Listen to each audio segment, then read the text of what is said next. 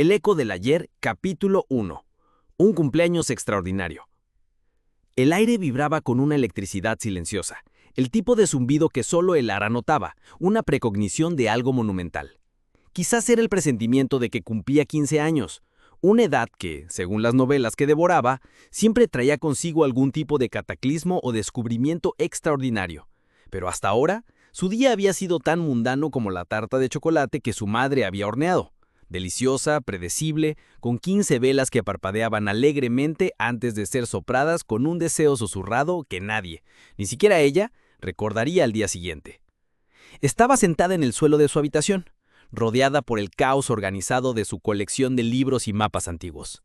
El sol de la tarde se filtraba por la ventana, pintando motas de polvo en el aire como diminutas estrellas danzantes. La melodía de su canción favorita sonaba suavemente desde sus auriculares, una balada indie que ahogaba los ruidos habituales de la casa, la televisión de su padre en el salón, el tintineo de los platos de su madre en la cocina. Era su santuario, un lugar donde las paredes de papel tapiz se transformaban en los laberintos de Alejandría o las estepas de Mongolia, dependiendo del tomo que tuviera entre manos. En esta ocasión su atención estaba cautivada por un viejo álbum de fotos familiar.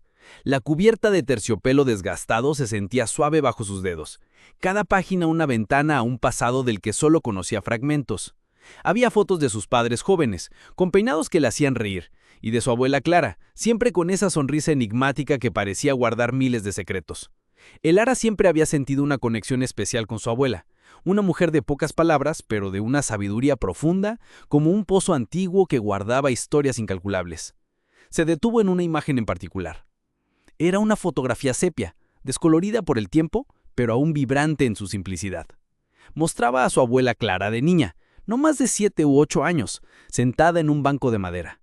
Llevaba un vestido de lino claro, un poco grande para ella, y el cabello recogido en 2 trenzas que le caían sobre los hombros. Sus ojos, incluso en el blanco y negro, irradiaban una mezcla de travesura y una melancolía que Lara no podía entender del todo. Detrás de ella se alzaba una iglesia de piedra con un campanario agrietado, su silueta recortada contra un cielo que Lara imaginaba azul. Alrededor de la iglesia se extendían campos infinitos, salpicados de lo que parecían ser amapolas salvajes. La imagen no era espectacular en sí misma, era una instantánea de un momento olvidado en un lugar remoto, pero algo en los ojos de la joven Clara, esa chispa indescifrable, la intrigó profundamente. El Lara quería saber qué pensaba esa niña, qué sentía. Quería estar ahí, en ese banco de madera, bajo ese sol antiguo, sintiendo el mismo viento que mecía las trenzas de su abuela. Se inclinó, acercando la foto a sus ojos, casi sintiendo el papel bajo su nariz. El grano de la foto, las pequeñas imperfecciones la transportaban. Quería saber, quería estar. Se concentró, no con un esfuerzo consciente, sino con una inmersión total, sus pensamientos devorados por la imagen. Era como si el tiempo se ralentizara, el zumbido de sus auriculares se desvaneciera, y el aire de la habitación se volviera denso, pesado, cargado de una energía invisible. Una presión se acumuló detrás de sus ojos, no dolorosa, sino extraña, como si su cerebro estuviera reconfigurándose. De repente, un vértigo le envolvió. No era el mareo de levantarse demasiado rápido ni la sensación de un viaje en coche. Era algo más profundo, una sensación de ser estirado y comprimido al mismo tiempo, como si su cuerpo fuera una liga elástica que se estiraba hasta el límite y luego se encogía violentamente.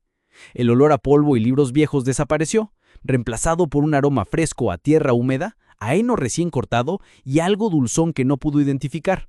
La luz del sol que entraba por su ventana se transformó en una luz más brillante, más cruda, sin el tamiz del cristal, y el sonido lejano de la televisión fue reemplazado por un coro de grillos y el zumbido de abejas. Abrió los ojos. Ya no estaba en su habitación. Estaba sentada en un banco de madera, áspero bajo sus muslos, bajo un sol brillante que calentaba su piel con una intensidad diferente a la de su ventana. El suave susurro del viento mecía los campos dorados a su alrededor, creando olas de trigo que se extendían hasta el horizonte. Delante de ella, la misma iglesia de piedra con la fotografía, con su campanario agritodo, se alzaba contra un cielo azul claro, sus campanas mudas por el momento. El sonido de grillos llenaba el aire, y el murmullo distante de voces infantiles llegaba a sus oídos mezclados con el bailido de unas ovejas lejanas. A unos metros de distancia, sentada en otro banco idéntico, vio a una niña pequeña, con un vestido de lino y trenzas, idéntica a la de la foto. Estaba absorta, dibujando en la tierra con un palito, su rostro concentrado y sus labios moviéndose en un murmullo inaudible. Los ojos de Lara se abrieron de par en par, el corazón latiéndole como un tambor desbocado contra sus resticas. Era la niña de la foto, su abuela Clara, pero no como la conocía, sino como era en ese instante, en ese mismo lugar, hacía décadas. El Lara se quedó muda, el aliento atrapado en la garganta. Sintió un escalofrío de incredulidad y asombro que le recorrió a la espalda. ¿Cómo? ¿Qué había pasado? Se pellizcó el brazo con fuerza esperando despertar de lo que debía ser un sueño increíblemente vívido. El dolor fue agudo y real. Se levantó con lentitud, sus músculos rígidos, como si acabase de despertar de un sueño profundo, pero con la sensación de que el mundo se había vuelto loco. Las zapatillas de deporte, las mismas que llevaba en su habitación, se hundieron ligeramente en la tierra. La niña levantó la vista. Sus ojos grandes y curiosos la miraron por un instante, sin sorpresa, sin miedo, y luego volvió a su dibujo. Era como si el Lara siempre hubiera estado allí, una parte más del paisaje. El Lara miró alrededor, tratando de comprender. El aire era diferente, más puro. El sol se sentía diferente, más cálido. Las voces de los niños, el balido de las ovejas, el olor a tierra mojada, todo era increíblemente real. Había viajado en el tiempo. La idea era tan descabellada, tan increíble, que su mente luchaba por procesarla. Recordó la intensa concentración en la foto, el deseo de estar ahí. ¿Había sido eso? ¿Un deseo tan profundo que la había transportado a otro siglo? La pánico comenzó a subir por su garganta, mezclado con una extraña euforia.